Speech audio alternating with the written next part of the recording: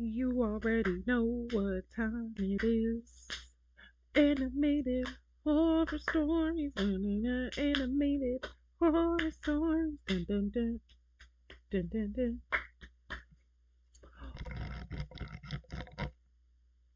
You already know what time it is. The question is just where we at. Today we're at our good cousins I Am Our Scary Tales house. You already know how it goes. So I'm either gonna do one video or I'm gonna do two. So you're either gonna see two stories or you're gonna see five. I will make up my mind while I'm in the mix of things. And let's get right into the nitty gritty. Please go grab a blunt, grab a bottle of water, quench your thirst, grab a bag of chips, just in case you need to fill your belly. Grab a blanket. If it's cold as hell in your house, it's cold as hell in my living room. If it's hot, don't grab no blanket. I don't need you passing out watching a video of me. Okay? Okay. Let's get right into it. Please like the video. Subscribe if you're not subscribed. Why not? We're family. Okay? Subscribe over to I Am Our House. As always, duh. And yeah, leave some love over there. Let them know your favorite cousin sent you. Mwah. Let's get into it. Two true kindergarten horror stories animated. And like I said, if I want to, I might throw in this one right after. Because did I see this one? I'm not sure. I don't think so. Let's get into it. Let's see what's going on. It was a Tuesday, a day like any other in my kindergarten classroom, filled with the sounds of laughter and the vibrant chaos of young children at play. That morning, as I prepared for another day of teaching and nurturing these young minds, I don't have a name until she gives her one. She will be Patricia. Could never have imagined the horror that was about to unfold. What's going on, Mr. Thompson, a parent I knew all too well for his confrontations with school staff over his son's recent expulsion, stormed into my classroom shortly after the morning bell. The look in his eyes was wild, frantic, betraying a mind pushed to its limits. In his hands, he wielded what appeared to be a mishmash of handmade weapons, objects twisted into forms meant to intimidate and harm. Oh no. Where is he? Where's the principal? Mr. Thompson demanded, his voice a frightening growl that echoed off the classroom walls. I stood frozen, my heart racing, as the children huddled behind me, sensing the danger. Mr. Thompson, please, let's talk about this. I pleaded, attempting to keep my voice steady. The children. They need to see it. They all need to see what happens when you push someone too far. He interrupted, slamming a spiked bat against a desk, splintering the wood. His actions were a clear display of his intent to terrorize, to punish us for perceived wrongs I couldn't begin to understand. As chaos erupted in the classroom, what y'all do to that man's screaming baby? And crying, Mr. Thompson began his tirade of destruction. He smashed windows, overturned tables, and threw books across the room, all while ranting about the injustice of his son's expulsion and how we were all to blame for ruining his family. I knew I had to act. Kids, to the closet. I whispered, guiding them to a small storage space at the back of the room. It was a tight fit, but it could hide them from view. As I ushered the last child in, Mr. Thompson noticed. Trying to hide, like the cowards you are. He barked, moving towards us with purpose. In that moment, I realized that I couldn't just protect the children. I needed to confront this threat head on. Mr. Thompson, please, think about your son. This isn't what he needs. I said, stepping forward, putting myself between him and the closet. The mention of his son seemed to hit a nerve. He paused, his expression tormented, torn between rage and a flicker of reason. But the moment passed quickly, and his anger surged anew. You don't get to talk about what he needs. You've done enough. Where was your misplaced sense of justice when your principal made an example out of my boy in front of everybody? I paid thousands of dollars to you people in this fancy private kindergarten of a sham that you're running. Okay, you don't get to tell me shit or do anything to my son. Do you even know who I am? What I do? You messed with the wrong person, and I will make sure you get the terror which you inflicted on my son. You ready? You ready? And that's why, Mr. Thompson, that right there is why your son is expelled. That's why they had to make an example out of his ass in front of the classroom. You can't be acting like this. You can't get mad and bring a bat with barbed wire wrapped around it into the damn school. You can't do that. You are going to jail, Mr. Thompson. Your son is not going to have a father. That's what I'm trying to stop. That's what I'm trying to tell you. Uh, Miss Pat, the police should have already been on their way, because schools, especially elementary schools, where I'm from, they lock the doors out front. You know, you have to be buzzed in X, Y, and Z. So I don't know where y'all at, but there should be somewhere of this man walking in the building on camera. Where is the security? Y'all don't have hall monitors, security people in your school? Cause Mr. Thompson, you gotta go. And you act like this is why that boy act like that. That's why y'all both is about to be examples in a second, and you mad about him. Screamed, Please raising the bat together. once more. It was a standoff, with Mr. Thompson's unpredictable rage against my desperate resolve to protect my students at all costs. The air was thick with tension, each of us waiting for the other to make a move. The standoff with Mr. Thompson seemed to stretch into eternity, his breaths heavy with rage, mine quickened by fear. So that would have been like, you're The going children, to jail, silent Mr. in their Thompson. hiding spots, seemed to understand the gravity of the moment, their usual energetic chatter reduced to stifled whimpers. Then, in a move I still replay in my nightmares, Mr. Thompson lunged forward, the spiked bat raised high, his intent to harm clear in his crazed eyes. Instinctively, I dove to the side, narrowly avoiding the swing that crashed into the wall behind where I had stood moments before. Pieces of plaster and wood chips rained down, a physical reminder of how close I had come to being struck. "You can't protect them forever!" Mr. Thompson bellowed, pulling the bat from the wall with a terrifying determination. It was then, amidst the adrenaline-fueled terror, that an idea sparked within me. Mr. Thompson, look! I exclaimed, pointing towards the classroom door, my voice laced with feigned astonishment. The principal? For a split second, his attention diverted, his head snapping towards the door. You push him? Expecting what? Reinforcements? His son? In that moment of distraction, I made my move. What's your Rushing move? towards Hurry him, up, I Patty! aimed for the hand that gripped the bat, using Oh, every no. ounce of strength to wrench it away. Surprised and unbalanced, he fell? stumbled, Okay. the weapon clattering to the floor. Dive, Seizing the Patty! opportunity, I kicked the bat across the room, far out better of than me. reach. "You don't understand what you're doing," I gasped, backing away, hoping to put distance between us.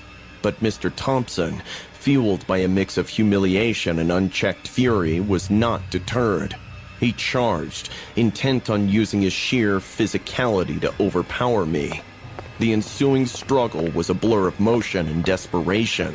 I dodged and weaved, narrowly escaping Period. his grasp, Move, all Patty. while screaming for help at the top of my 'Cause lungs. where is the someone other outside would hear. teachers? But he Where's the grabbed my hair and administration? pulled me Where's the down, principal? pinning me to the floor and sitting on top of me. He landed two powerful blows, no. one to my left ear and one to the chin. I was stunned for a few moments, dazed and confused about what was happening as pain shot through my face. But I couldn't back down. There were no rules to this fight. So just as he leapt up a bit, leaving himself a little room, I took all my strength into a punch, which I landed at his crotch with might. Now He flip went his ass down over in your an something. instant, squirming in pain. All right, Miss Patty, grab And the then, bat. just as suddenly as it had all began, help arrived. The door burst God. open and several police officers rushed in, their commands loud and authoritative. Mr. Thompson, now your ass is realizing going to his jail. situation, hesitated just long enough for them to tackle him, securing him in handcuffs. As he was led away, his eyes met mine. The madness that had consumed him giving way to a dawning realization of his Be mad actions. at yourself. The classroom, once a place of learning and laughter, was now a scene of devastation. a I stark would've reminder quit. of the terror we had all I survived. ain't dealing with pissed off The parents. children emerged from their hiding spots, their eyes wide and tear-streaked, but They're safe. so happy you're okay. Safe because of a gamble I had taken, a bluff that had paid off. As I hugged each of them, comforting their shaken spirits, I couldn't help but feel a mix of relief and sorrow. Relief that we had survived, Sorrows, and sorrow prayers, for the man who had sorrows. lost himself to his own despair and anger. In the aftermath, as the community rallied around us, offering support and solace, I found a new resolve. The ordeal had shown me the depths of my own courage, the strength I possessed, not just as a teacher, but as a protector of my students. Mr. Thompson's attack had been meant to tear us apart, to instill fear and chaos. Instead, it had brought us closer, highlighting the resilience of the human spirit, even in the face of unimaginable adversity. Our classroom would rebuild, not just the physical space, but the sense of safety and trust that had been threatened. We would move forward, forever changed, but stronger for having endured together. And as for me, Alexa, the teacher who had faced down terror to protect her students, Alexa, I Patty. learned that courage doesn't always roar. Tomato. Sometimes it's the quiet voice at the end of the day whispering, "We will survive this." And we did. Before shit. starting the story, I would suggest you guys to go subscribe to the channel. Mm-hmm. It turns out that most of you guys who watch me aren't actually subscribed. And So, it's if you like the disrespectful. content and want to support the channel, We go do. ahead and subscribe and hit the bell. As It's free, always. and you can always change your mind later. Oh, don't. The first time I noticed something was off was when a beautifully illustrated, albeit slightly worn copy of Hansel and Gretel appeared in my classroom at Little Sprouts Kindergarten. There was no note, no indication of who it might have come from. Probably a donation. I thought, shrugging it off. I'm Sally. By the way, born and bred in New York, teaching these kids with all the patience and love I've got. Oh, The okay. donations didn't stop at the book. Odd trinkets followed, crumbs of what looked like real bread, tiny figures that resembled children, No. and, most disturbingly, a small vial of what I prayed was red food coloring. It was when a note finally did appear, things took a sinister turn. For the little ones to find their way, it read, in a handwriting that was jagged and hurried. I brought it up with the principal, Mrs. Levinson, but she waved it off as someone's idea of a joke. Girl, but I knew who? better. New York's taught me to sense when something's amiss. Come and on boy, now. was I right. It escalated quickly from there. One morning, we found our classroom door replaced with one that looked like it was straight out of a fairy tale, aged wood with iron detailing. "Welcome to the adventure," another note read.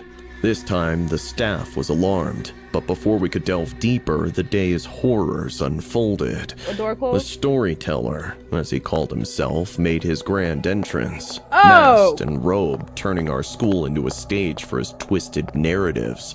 Worse yet, he carried what looked like an automatic gun. He began with Hansel and Gretel, forcing us to breadcrumb trails around the school, leading to candy traps, sticky floors that glued the kids' Boy. shoes to the ground.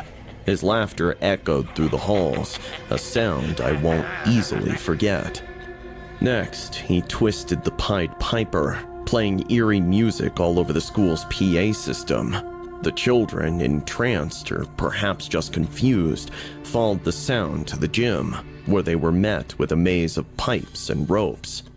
"Lead them, Sally," he demanded through the intercom, his voice a mix of glee and madness. "Or the rats will."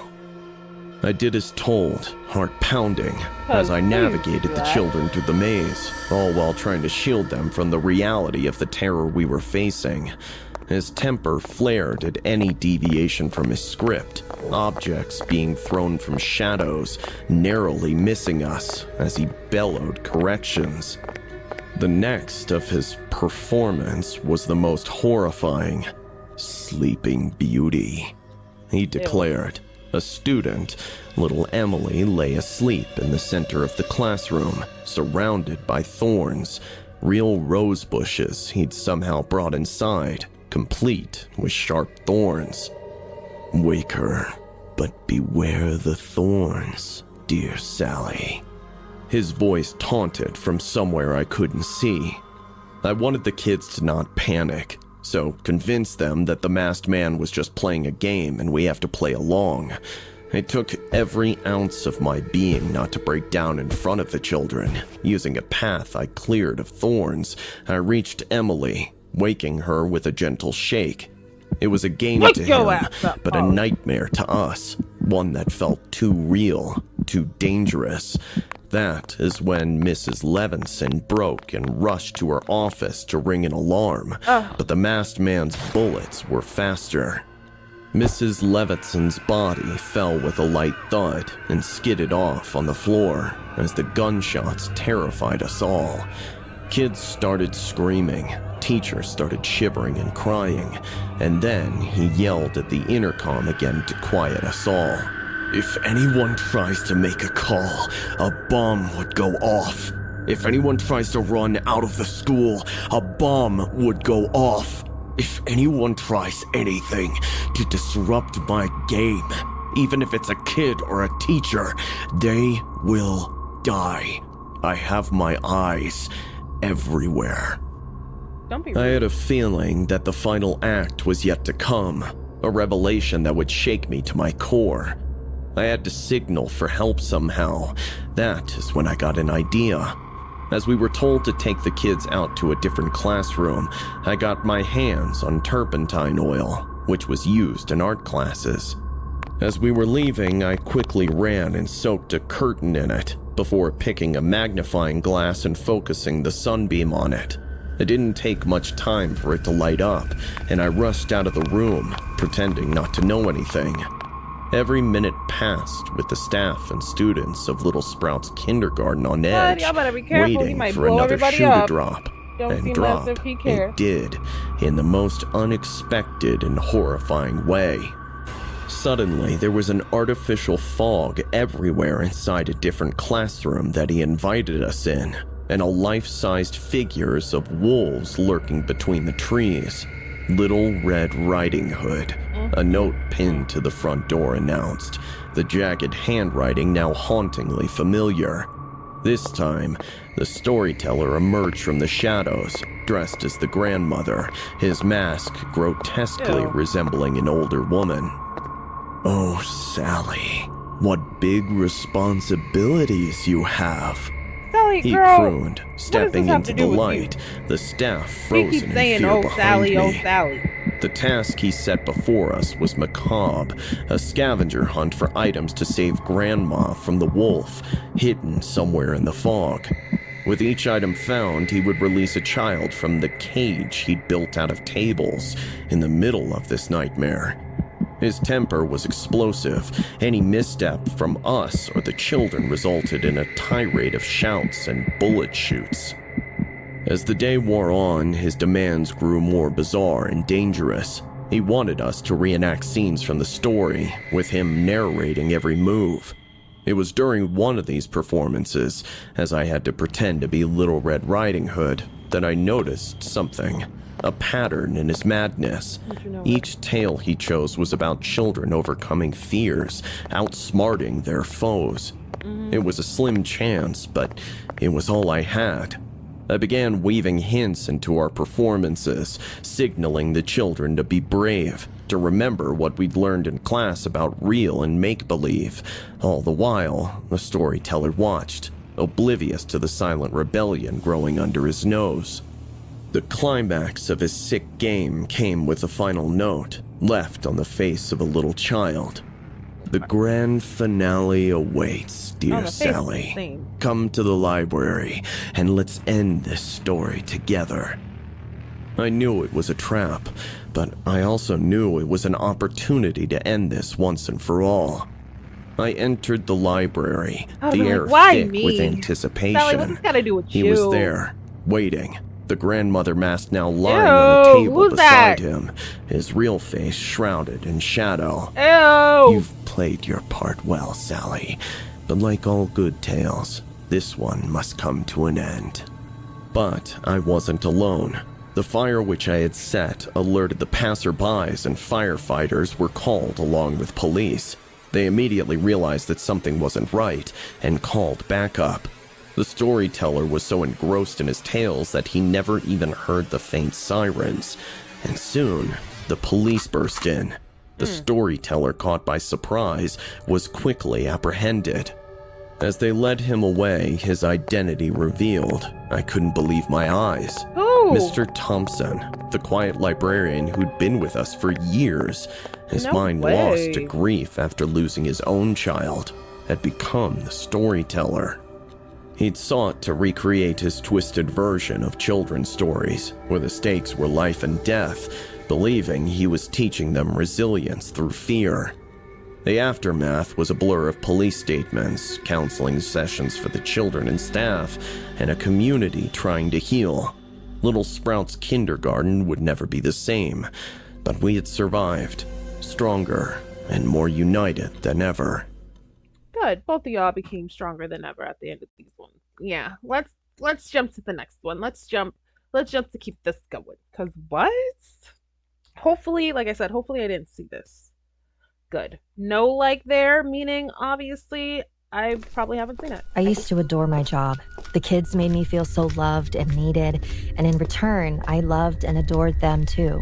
Period. And yet, I was unable to protect them. Ah. It was a Monday I will never forget. From what? It started out like every other morning. Most of the kids were happy to be back, to be able to play with their friends. I was delighted too. I loved everything about my job. As I went about my morning, setting up the tables for breakfast, I felt it. Someone was watching me. Miss Emmy, are you okay? Oh, yes, of course, Katie. Of course, it was just one of the class's usual latecomers, little Katie, whose mom worked just across the street. Somehow, the two of them were always the last ones to arrive. Let's not. Perhaps I should have You don't told know what's going Katie on to with go her back damn home life. that day. Her tardiness would have made a good excuse.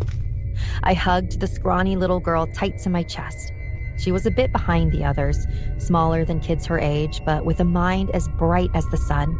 Even our janitor, Thomas, who wasn't fond of the children, doted on her. I was almost certain he liked her a bit too much, but seeing the old man smile instead of grumble as he carried out his work was a win. So is it him? It was an He's the hour or reason? so later. I was quite excited about showing the kids the new toys we'd gotten in the backyard, so I wanted to take them out a little earlier.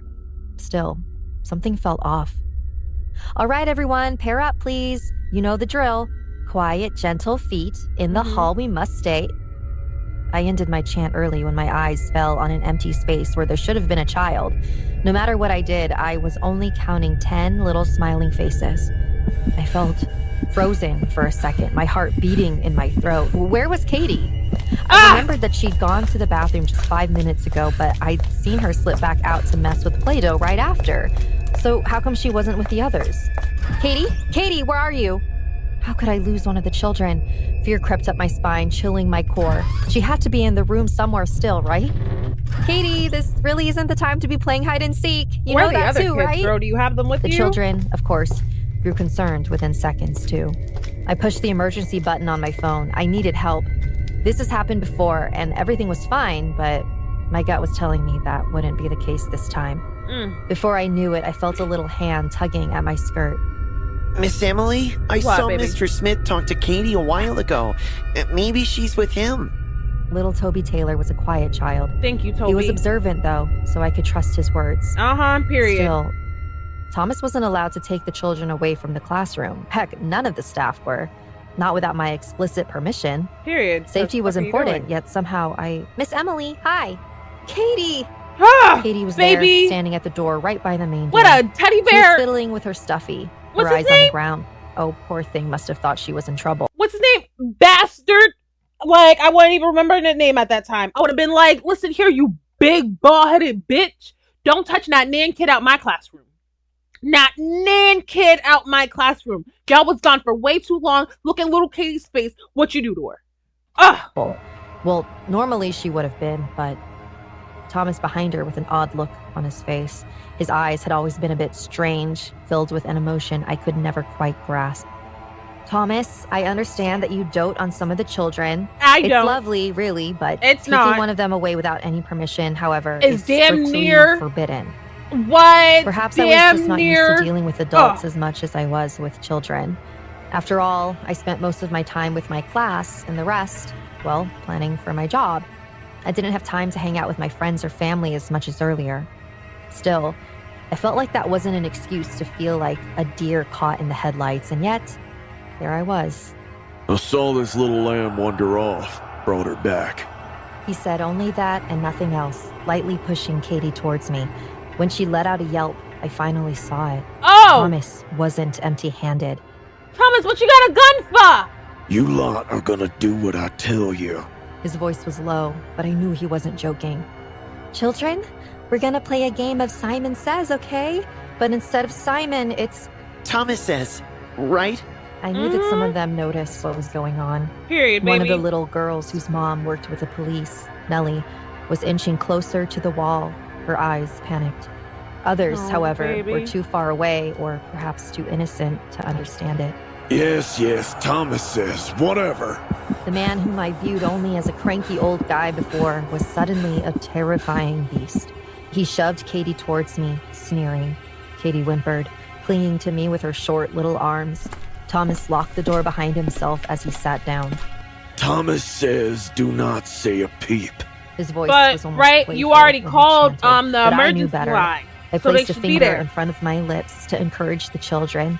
I felt as if everything was in slow motion. Oh! Why? We've just, oh, baby, why'd you say but The why? question came from Lucas, one of the few in class who struggled to follow directions. Oh, Lucas. His eyes were confused, and his poor little face was already tear-stained. I said, do not say a thing. Thomas's holler sent a shudder down my spine. Just what did he want, even? I took a step closer to him, ready to throw my body in front of Lucas if I needed to. You. Me? He was addressing me with a What? twisted look, his eyes leering. I swallowed hard. What did he want me to do? Thomas says, leave the room. What? Oh, you I a won't repeat damn myself. lie. You're Leave a the room liar. or You won't are a be able liar. to leave ever again. Guess who won't care? Guess who won't care? Cause me, over 11 little babies, 11 little infants, if you think I'm letting you bitch, oh, you bitch, letting you traumatize their little minds, you are a damn, what? You are dumber than dumb, Thomas. I had no choice. I dragged to my feet. They felt like lead. I'd never felt so scared in my life before, and yet And you I just was walked also out. so powerless. I wished I dared to stay, but I didn't. Oh, God. Lucas! I wanted desperately to run back inside, the children's screams tearing my heart apart, but I never had the chance. I will never regret any more than leaving them alone. I thought I was doing the right thing. And I Why? was just Why would you saving be my doing the husband. right thing? All I can do now is remember and pray that this never happens again. Oh, little Lucas, no. No. My ex-wife was a school Only teacher one for many baby? years, Only but one baby girl. You could have you see how fast the cops got there? You just need to be there in a couple more fucking seconds. He told you to leave out the room and leave your kids in there. Why would you leave them? Don't piss me I off. honestly don't know why she ever chose that profession. We never had kids That's your together, ex-wife? much to the disappointment of Oh our yeah, families. she's the tweaker. Although, I am grateful for it. She often had problems with her students. Coming home from work and ranting about how much they aggravated her was almost a daily occurrence, and every couple of years, there would be an incident that forced her to transfer to another school in a different age group. no. She finally settled in teaching kindergarten. It was definitely not the right place for her. Not She had at always all. talked about being a professor and teaching in college, but she never scored high enough on her exams to qualify. So I can imagine she felt a great deal of self-loathing for ending up in a classroom full of With babies. 5-year-olds. I know she was taking out her frustrations on her students. Within the first year of her teaching kindergarten, she received 2 separate complaints from parents that she had gone too far with disciplining their kids. I heard about the following conferences extensively, but even her side of the story didn't make her look good. One boy had apparently drooled on his desk, so she put duct tape over his mouth. The other case was a girl who accidentally bumped into my wife while she was holding a cup of tea, causing some of it to spill on her blouse. As punishment, my wife had the girl stand in front of the class as she poured the rest of the entire cup of tea over the poor girl's head while it was still hot. Oh, you're lying. She always expected nobody me to whoop take her her ass? side in everything, and I wanted to be a good husband for her, so I used to support her no matter what the school said she was No. doing wrong. When it came to those kindergartners, though, I had to be honest with her.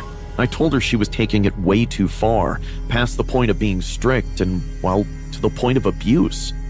Of course, this made her furious, and she could be a nasty woman. My mother and father didn't raise me to hit women, but hers She hit must have you? raised her to hit men, because I didn't, anytime I she was promise upset you. with me, she would strike me and frequently scratch me with her nails, something her students were also familiar with. Oftentimes, she would throw whatever she had in her hands at me, including pieces of fine porcelain that I got for her as a gift for our wedding anniversary. She threatened to cut me with a knife on several occasions as well. Boy. Every time something like that happened, I couldn't stop thinking to myself 2 things. First, how in the world did I end up getting stuck with this woman? And more importantly, how did she ever end up working with children in any capacity? Regrettably, sometimes in the heat of the moment when she was screaming in my face, I said some things like that to her, which only fanned the flames. In 2017, I threatened to leave her. It was only the first time I had threatened divorce, whereas she had done it 100 times. The next morning, things were weird. She was quieter than usual, and despite our fight the previous night, she served me tea and breakfast. No, don't. I noticed the tea was a little extra bitter, and even though I was drinking it out of porcelain, it tasted like I was drinking it out of rusty metal. My wife noticed me making a face about it, and I knew if I complained that she would have a huge fit. So, like a good husband, I sucked it up and drank it, ate my breakfast, and then got up from the table to finish getting ready for work. Barely a few minutes later, however, I started to not feel well. You're My about to stomach die, was sir. suddenly in immense gonna be pain. sick at least. Before I knew it, I was throwing everything up into the toilet. My wife knocked on the bathroom door, and for a second, I thought she was going to help me. But of course, she did She's not. not. She just wanted me to know exactly what was happening to me. She poisoned you. Next time you think about leaving me, I'll increase the dose. She dropped that bomb on 'Cause me why and would then left you- for why work, would you leaving eat me or drink completely after her? alone to go through that awful Knowing that ordeal of she's trying processing to, the poison she knowing gave that me. she just pissed her off. Ever since then, I lived in fear of that awful woman. But despite my fear, I did everything I could to avoid her and find escapes from my life at home. I started lying about staying late at work so I could go out at night and have at least a few hours of my life away from her. Unfortunately, that only made things worse. For the next 2 years, as we became increasingly distant, what I did see of her slowly became more unhinged, and the complaints parents were bringing against her shed light on increasingly demented things she was doing to her young students. 'Cause Eventually, the time finally would've came told her that she ass received left, her right. final notice from the school board. At the end of the year, she would be let go. This would be her last year of teaching. I tried to convince her that this was a good thing, that she could finally get a different job that she actually enjoyed. she's gonna But kill in you. her mind, this was the end of it all. She knew she would never get another job, and she always said she would never be a housewife. A week Girl. after she got the notice, she called me at work, begging me to come visit her at school immediately. I protested that I was very busy and couldn't leave the office, She's but trying she to kill played the everybody. divorce card and forced my hand. I left during my Why lunch would break, you go, hoping I knowing could that come you back want a after divorce? dealing with my wife, but I was caught completely off guard by the reason she actually wanted to see me. When I arrived in her classroom, the students were in peril. The entire Oh. classroom was kneeled over, clutching She their poisoned stomachs, everybody. vomiting uncontrollably everywhere, screaming and crying for someone to help them. It was pandemonium, and in the middle of it all was my wife, standing there and smiling at me like an evil maniac. What's going on? What did you do? He Doesn't it poisoned look familiar? everybody. I don't think I needed to, but I upped the dose for them anyway. I immediately called for help, though I was in shock. Everything after that was a blur. The police came and arrested my wife as an army of paramedics rushed in to carry the kids away. I just couldn't believe that she would actually poison them like she poisoned me. After her trial and sentencing, however, Boy, you there was didn't no even think she was point gonna in poison denying you. the truth. My wife is a psycho.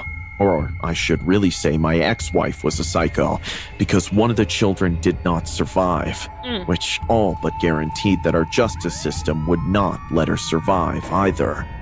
On March 27, 2019, a 40-year-old Chinese woman by the name of Wang Yun was arrested for poisoning her entire class of kindergarten students with contaminated porridge, one of whom died from multiple organ failure after battling their injuries for 10 months.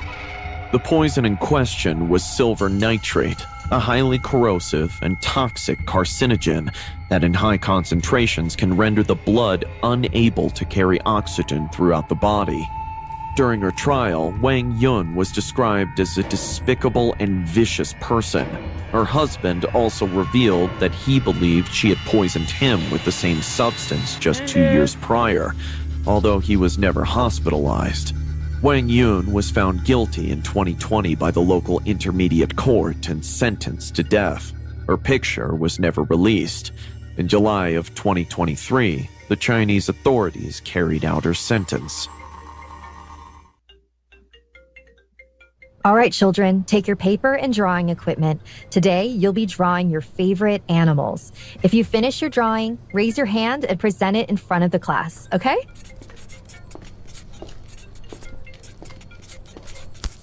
Chris, you know that the theme is to draw your favorite animals, right?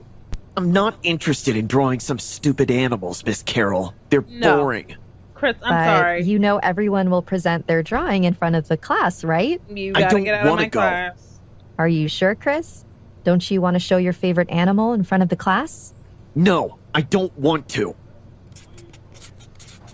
All right, Chris, if that's what you want, but I hope you watch your classmates' presentation, okay? Girl, you know he's not going to.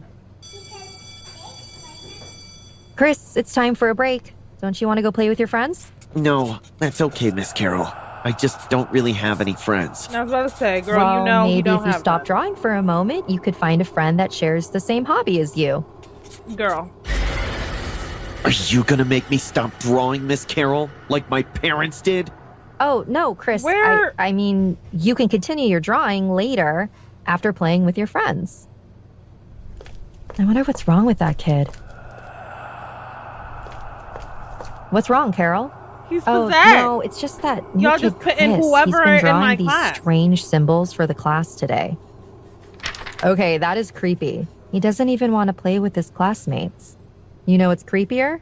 I heard from some of the children's parents that his family is into black magic at home. Oh, that's horrible. I understand he's a strange kid, but they don't have to say that about his family. Do you think his parents abuse him? I don't know. I never saw a scar or any other bruises on him. Look, it's just a rumor, all right? I don't want my student to be treated differently because he's different from others, okay? I understand that as a teacher.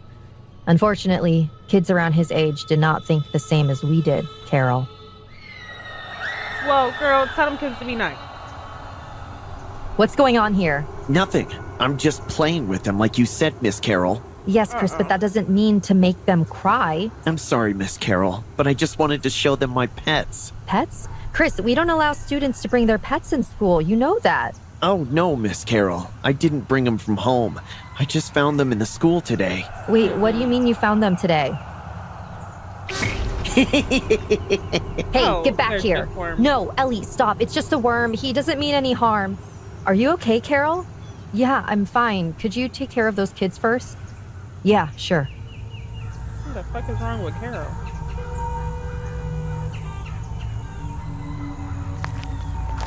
Well, I'll be. I know, right? Yesterday he just made those two girls cry, but now he gained more followers in a day. You think he'll be a famous influencer in the future? By the way, I heard you're teaching in the caterpillar room today. Yeah, the headmaster said that Collins is calling in sick and can't make it. That's funny. It looks like some of the other teachers have also been calling in sick this week. I know, right? It looks as if we have another pandemic strike. Oh, please, no more pandemic. I have just had enough of one pandemic in my life. You know, with some of the teachers calling in sick, I thought the headmaster would close the school. Yeah, when it comes to the children, he usually puts their safety first.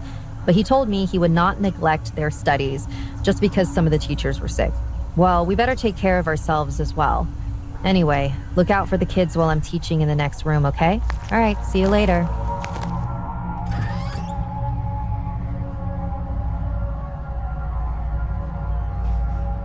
That's strange. Where is everyone? Girl, you know. Good morning, Miss Carol. Chris? Thank God. I thought nobody came to school today. What are you doing out here all alone? I was looking for you, Miss Carol. We were all waiting for you in the classroom, but you didn't come. So I thought you were teaching in other classes.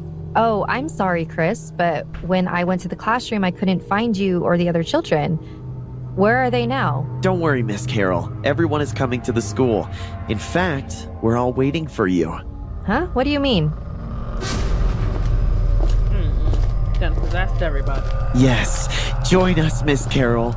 Let's play together.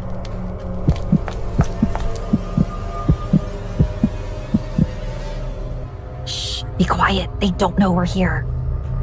Ellie, thank God you're okay. What happened to them? Where is everyone? They probably got They've Ellie. been locked up by the children in the basement. I can't save them alone, so I hid here. Oh God, let's call the police. No, we have to save them first. It's that new kid, Chris. He's the one who's caused all of this. What? But how? I'm not sure, but I guess it has a connection to that rumor. Black magic. Oh God, we need to hurry then. Demons. What in the name of...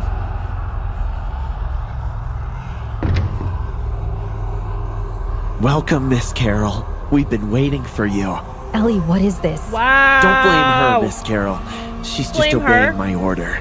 What do you mean? Where is everyone? What did you do to those Girl, kids? everybody is down there. Relax, Everybody Miss possessed. Carol, they were fine.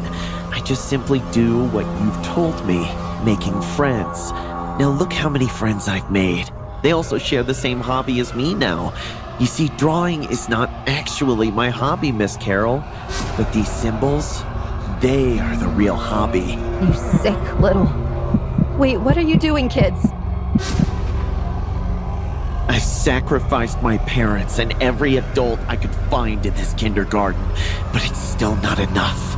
But now I realize that it is not the amount that matters, but the person that matters. You, Miss Carol, you are the right person to summon the great elder god himself into this realm. I don't think so.